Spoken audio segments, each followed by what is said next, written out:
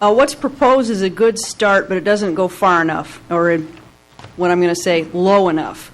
If an alderman's business is involved, there's a low amount of $1,500 changed from $20,000. So if it's under $1,500, it doesn't have to go out for public discussion. That's an improvement, but that doesn't address something called stringing.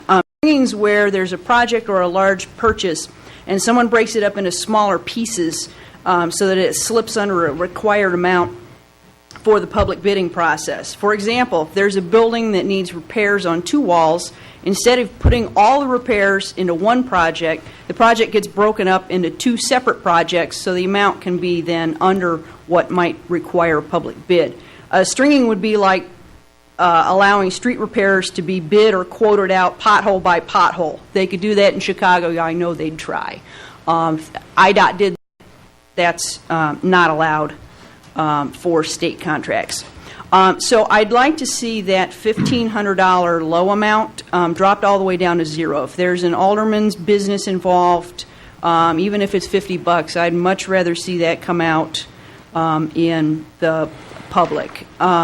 Also, there's something missing for the taxpayers. Why should businesses take their time to put in bids or quotes for city projects if they think those who own the businesses, if there's an alderman's business up in competition, why would somebody from the outside, take the time? The perception's out there that, well, it's going to go to the alderman.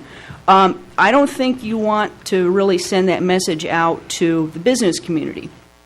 The whole purpose of getting competitive bids and quotes is to keep the cost down for the taxpayers. It's not good for businesses or taxpayers if the perception is that there might be favoritism. Everything needs to be out in the open, not hiding under a $1,500 low limit.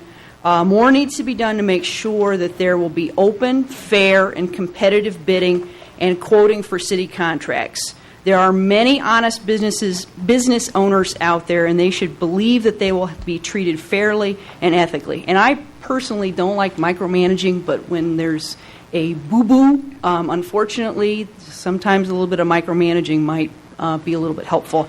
I would have appreciated something maybe months ago when it was brought forward. Apparently there was some bricklayer that came and talked to the mayor or somebody, and there were statements in the newspaper that, oh yeah, we knew months ago. I actually would have been less irritated if somebody would have said, by the way, we did this and this is out there. Instead, it got found by people digging, and that then lowers the trust level. And I want to make sure that comments I made earlier, they must not have been clear. Read my lips. TIF is not just state tax money. There's pension money in there. So please look for the pension money in TIF. So maybe I wasn't clear earlier. Thank you.